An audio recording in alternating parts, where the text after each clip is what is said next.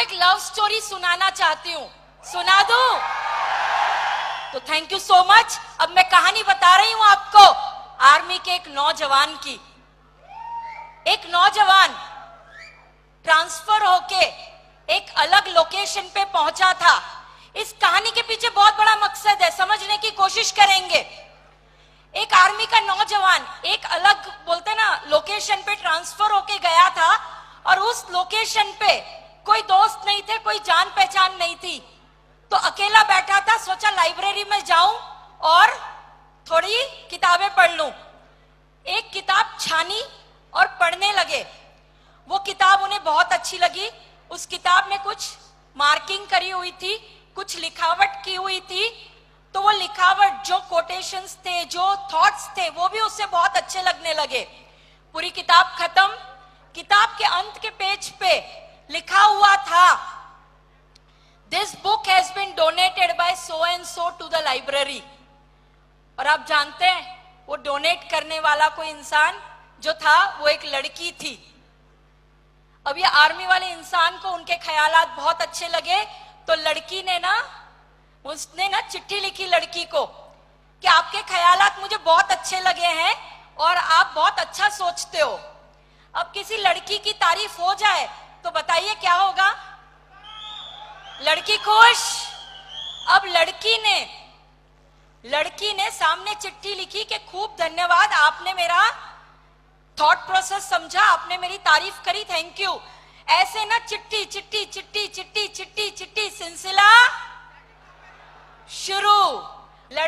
लड़के ने लिखा, मैं आपको बहुत पसंद करता हूं, मुझे आपको देखना है, आप अपनी तस्वीर भेजिए। लड़की ने क्या किया? भाव तो खाएंगे ना।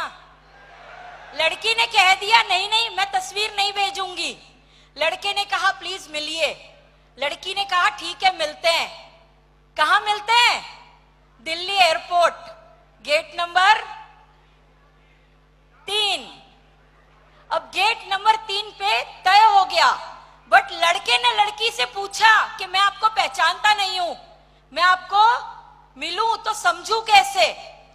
तो लड़की ने कहा डरिए मत, मैं बहुत अच्छा ग्रीन कलर का लंबा गाउन पहन के आऊंगी, मेरा चेहरा बहुत खूबसूरत है, मेरे बाल बहुत लंबे हैं, आप मुझे पहचान लेंगे, आप केवल अपने हाथ में एक गुलाब लेकर आइएगा।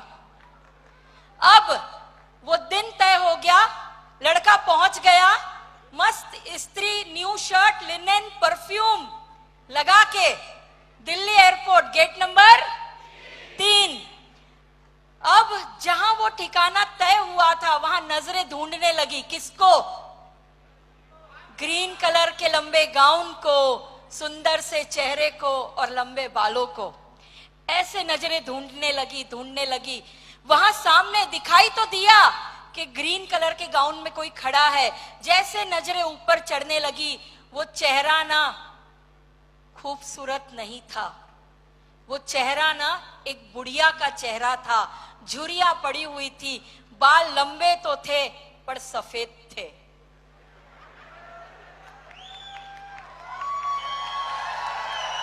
अब बंदा आर्मी का था, कमिटमेंट का बंदा था। उसने अपने आप से एक पल के लिए बातें करी, क्या करूं? कहता नहीं, तूने जबान दी है, तुझे जाना होगा। गया, कदम आगे बढ़ाए, घुटने पे झुक गया, निकाला गुलाब, दिया उस औरत के हाथ में और कह दिया कि ये मैं आपके लिए लाया हूं। बुढ़िया ने मुंह देखा, लड़के को कहा कि बेटा तू जिसके लिए आया है वो मैं नहीं हूं। बट ऐसे ही कपड़ों में एक लड़की है जो आगे खड़ी है, उसने मुझे कहा था कि अगर तुझ तक कोई आ जाए तो मुझ तक भेज देना, कहना मैं जिंदगी भर तेरा इंतजार करूंगी, तेरी होके रहूंगी।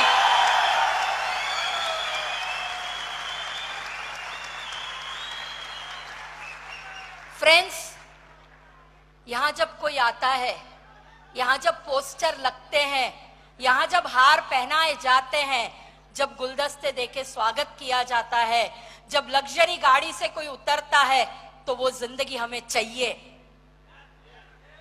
पर जिस रास्ते से गुजरना है ना, वो हमें पसंद।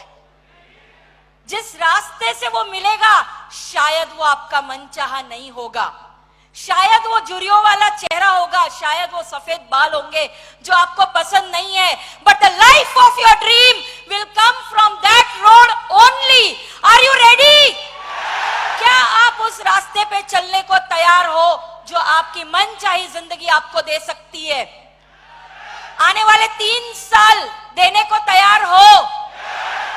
पसंद आए तो भी करूंगा, नहीं पसंद आए तो भी करूंगा, ये कमिटमेंट से आने को तैयार हो?